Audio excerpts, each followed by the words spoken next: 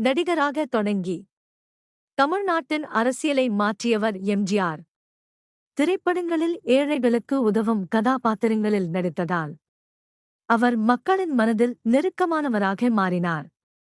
அந்த நேரத்தில் தமிழ்நாட்டின் பெரிய தலைவர் அண்ணாதுரை அவர்களின் கவனத்தையும் பெற்றார். அண்ணா வழியில் சென்று எம்ஜிஆர் திமுக கட்சியில் இணைந்தார்.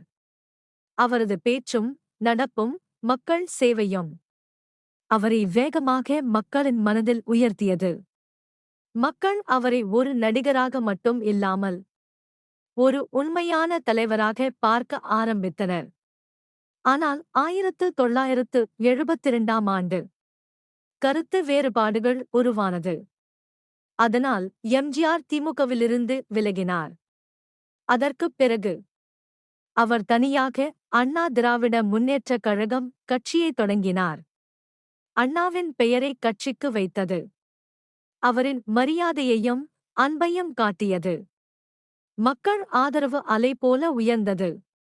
1977ஆம் ஆண்டு எம்ஜிஆர் தமிழ்நாட்டின் முதல்வராக பதவியேற்றார்.